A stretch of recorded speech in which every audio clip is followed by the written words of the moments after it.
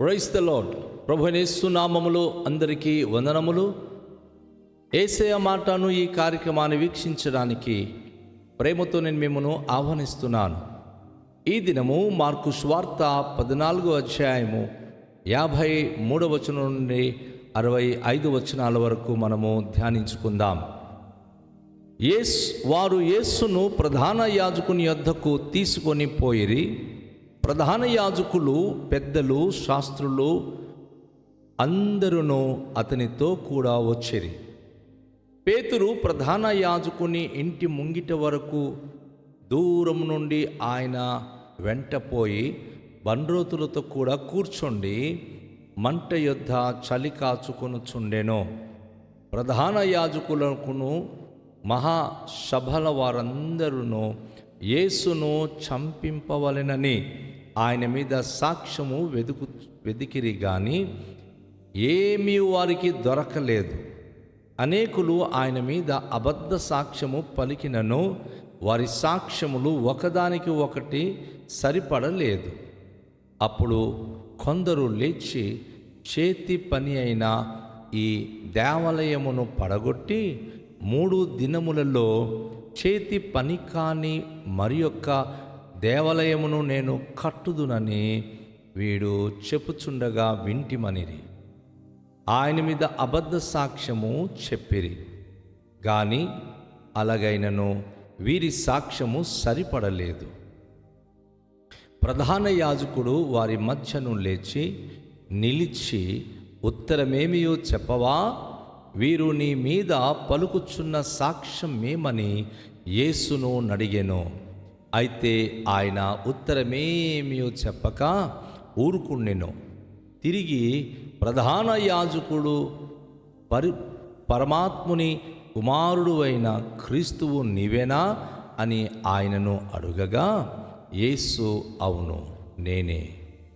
మీరు మనుష్య కుమారుడు సర్వశక్తివంతుని కుడి పార్శ్వమున కూర్చుండుటయు ఆకాశ మేఘారుడై ఓచుటయు చూచిదరని చెప్పెను.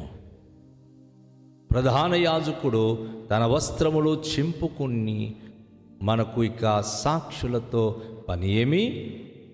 ఈ దేవదూషణ మీరు విన్నారు గదా, మీకేమి తోచుచున్నదని అడుగగా వారందరూ మరణమునకు పాత్రుడని ఆయన మీద నేరస్థాపన చేసిరి.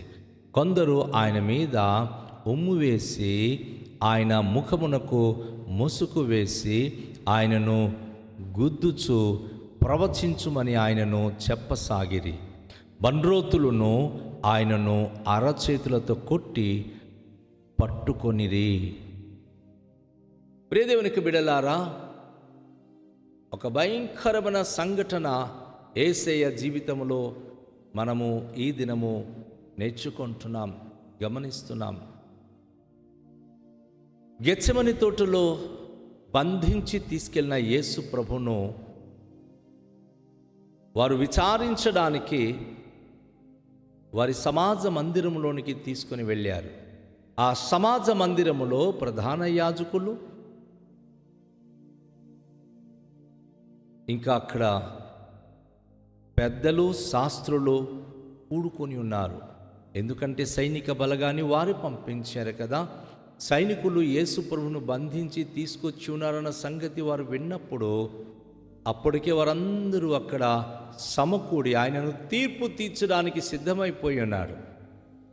అయితే వారందరూ తన కొరకు తీర్పు తీర్చే ముందు పేతురు తను ముందు మాటిచ్చాడు కదా, నీతో పాటు నేను చనిపోవడానికైనా సిద్ధంగా ఉన్నానని. శిష్యులందరూ పారిపోయినప్పుడు తనకేమనిపించిందో, అందరితో పాటు నేను పారిపోవడం ఏంటి, నేను వెళ్తానని.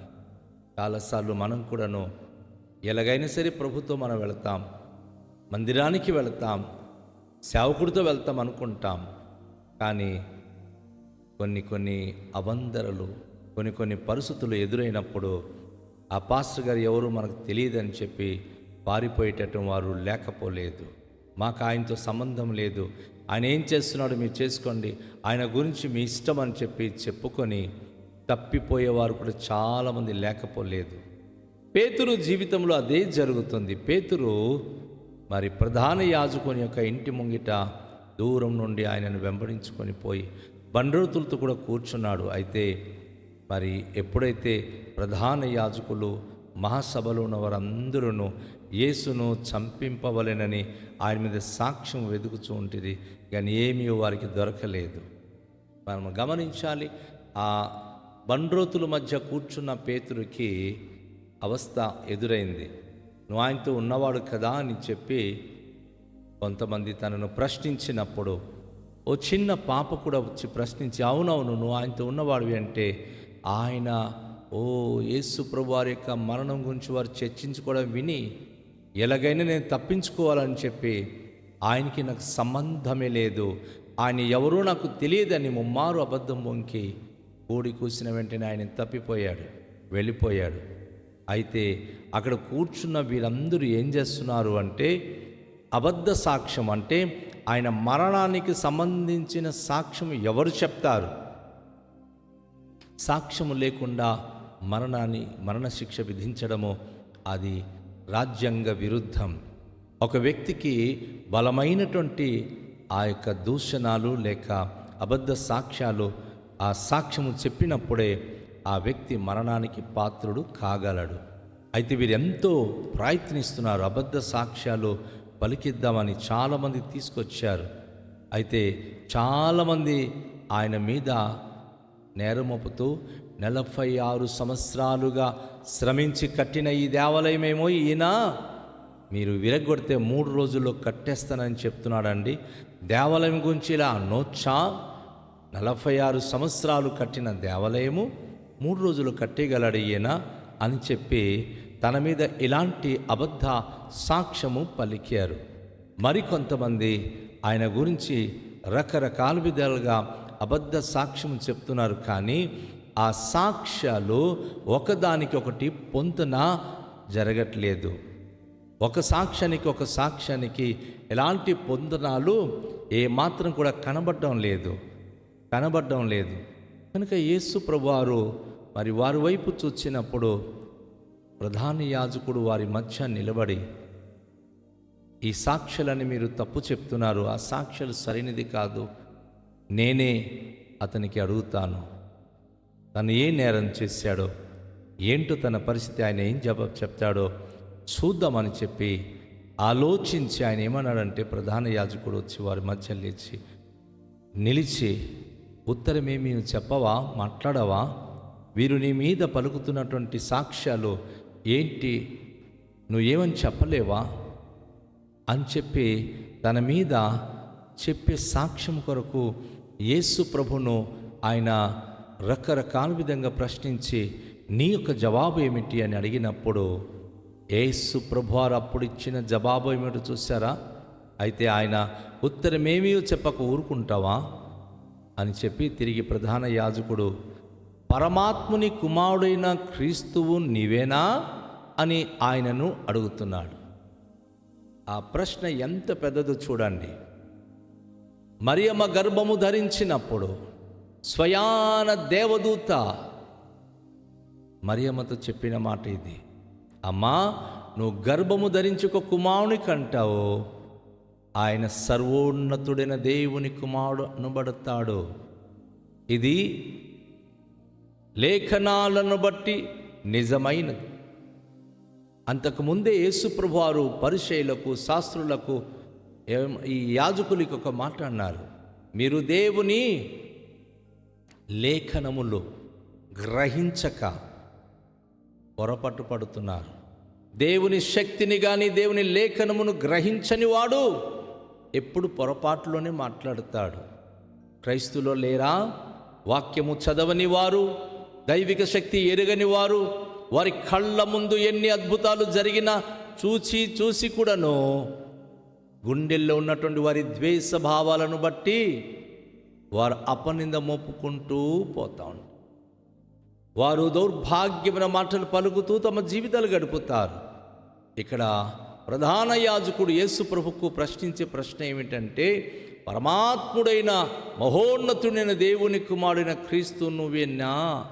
క్రీస్తు అనగా అభిషిక్తుడు, బోధకుడు, నువ్వేనా అని అడిగినప్పుడు ధైర్యంగా యేసు ప్రభువారు అవును నేనే నిజండి, నేనే ఆ సర్వోన్నతుడైన దేవుని కుమారుడు.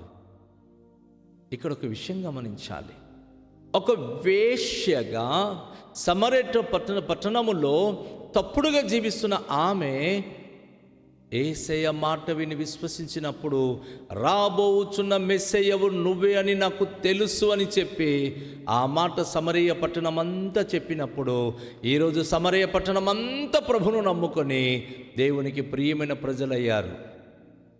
యూదులు సమరయులు యూదులకు తగినవారు కారు. అన్య జనాంగమైన సమరయులు నమ్మారే గాని యూదులైనటువంటి వీరు, ప్రధాన యాజకుడు తనకున్నటువంటి అహంకారం ఏంటంటే I'm the son of God. తన గుండెలో ఉన్నటువంటి మాట ఏంటంటే నేనే దైవపుత్రుడును, దేవుని తర్వాత ఒక ప్రత్యేకమైన ప్రతినిధిని నేనే. అందుకే ఈరోజు మనం చూస్తున్నాం, యాజకులు అని ఉండేటటువంటి ఆర్షేం ఫాదర్ దగ్గరికి వెళ్ళి ఒక మనిషి తను చేసిన పాపాలన్నీ ఒప్పుకుంటాడు. ఆయన నీళ్లు చిలకరిస్తే పవిత్రుడైపోయానని వచ్చేస్తాడు. మరి యథాప్రకారంగా తన పాపపు జీవితం జీవిస్తాడు. అయితే యేసు ప్రభువారు అలాంటి యాజకుడు కాదు. మన కొరకు తన ప్రాణాన్ని పెట్టి తన రక్తాన్ని కార్చి మనను పరిశుద్ధపరిచే యాజకుడైన యేసు ప్రభువారు అవును నువ్వు చెప్పినట్టు నేనే అని ప్రధాన యాజకుని దగ్గర ఒప్పుకుంటున్నాను. నేను దైవ కుమారుడును, ప్రజలకు రక్షించడానికి విమోచించడానికి పరలోకం నుంచి వచ్చిన వాడిని నేనే అని చెప్తూ అద్భుతమైన మాట ఆయనకి తెలియచేశారు. ఏంటంటే మీరు మనుష్య కుమారుని సర్వశక్తుని కుడి పార్శ్వమున కూర్చుండుటయు ఆకాశ మేఘారుడై వచ్చుటయు చూచెదరని చెప్పాడు. ఈరోజు నేను మనిషి కుమారుడుగా ఈ లోకానికి వచ్చినప్పుడు నన్ను మీరు గ్రహించలేకపోతున్నారు, మీరు నన్ను పోల్చలేకపోతున్నారు, నన్ను మీరు ఆదరించలేకపోతున్నారు, నమ్మలేకపోతున్నారు. కానీ ఒక్కరోజు వస్తుంది, మేఘారుడై నేను రాబోతున్నాను. సర్వశక్తివంతుని దేవునికి కుడి పార్శ్వమందు నేను ఆసీనుడై ఉండడం మీరు చూస్తారు. ఒకరోజు నేను వచ్చి నా ప్రజలను కొనిపోయినప్పుడు, విశ్వాసులను కొనిపోయి నేను తండ్రి అయిన దేవుని యొక్క కుడి సింహాసనంలో ఆసీనుడై ఉండడం మీరు చూస్తారని చెప్పినప్పుడు ఈయనకి విపరీతమైన కోపం వచ్చింది. ఈ ప్రధాన యాజకునికేమి, అక్కడ నిల్చున్నటువంటి సైనికులకునేమి, నిల్చున్నటువంటి అనేకమైన శాస్త్రులు ఈ యొక్క యాజకుల యొక్క శిష్యులకునేమి, అయ్యో మా యాజకునికి, మా ప్రధాన యాజకునికి నువ్వు జవాబిస్తున్నావా అని చెప్పి ఇక ఆయనకి కొట్టడం మొదలుపెట్టారు. ఆయన మీద ఉమ్ము వేయడం మొదలుపెట్టారు. ఆయనకి అనేక విధాలుగా బాధిస్తూ ప్రధాన యాజకుడు అంటున్నాడు, ఈయన దేవదూషణ చేస్తున్నాడు, ఈయన దేవదూషణ చేస్తున్నాడు.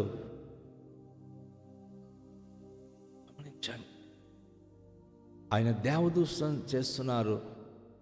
మీకేం తోచుచున్నది? ఆయన ఎంత క్లైమాక్స్ సీన్కి తీసుకొచ్చాడు చూడండి. అబద్ధ సాక్ష్యాలు సరిపోలేదు తన మరణానికి, కాబట్టి ఈయన స్వయంగా క్రియేటింగ్ చేశాడు.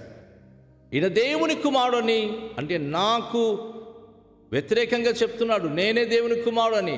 అది నేను కదా దేవుని కుమారుడు, ఈయన ఎలా దేవుని కుమారుడు అవుతున్నాడు అని చెప్పి ఇలా యాజకునికి విరుద్ధంగా మాట్లాడిన వ్యక్తికి ఏం చేయాలి అంటే వారందరూ మరణానికి పాత్రుడు అని చెప్పి వారు కేకలు వేస్తున్నారు. ఆయనకి నేరారోపణ చేయడానికి చాలు, ఇంక వేరే సాక్ష్యాలు ఏమీ అవసరం లేదు, నేను దైవ కుమారుడని చెప్పుకుంటున్నాడని చెప్పి ఆయన గురించి వారు భయంకరంగా మాట్లాడుతూ ఆయన మీద ఉమ్ము వేసి ఆయనను కొడుతూ అనేక విధాలుగా తనను దూషించి ఇక మహాసభకు తీసుకుని వెళ్ళిపోతున్నారు. నా ప్రియ సోదరి సహోదరుడా, నువ్వు దేవుని కొరకు నిలిచినప్పుడు ఎవరైనా నిన్ను బంధించి బాధపెట్టి దూషించినప్పుడు నువ్వు ఏమీ భయపడొద్దు. దేవుడు నీ పక్షంగా ఉండి నిన్ను విడిపించి సహాయం చేయవాడై ఉన్నాడు. ప్రార్థన చేద్దాం. పరమ తండ్రి, మీకు స్తోత్రాలు. మా ప్రియ ప్రభువైన యేసుక్రీస్తు జీవితంలో ఆయన అనుభవించిన అనుభవాలు మేము నేర్చుకుంటున్నాం. మీ కుమారుడుగా జీవించినందుకు తనకు లోకం శిక్షిస్తుంది, దూషిస్తుంది, ఉమ్ము వేసి కొడుతుంది. అయినను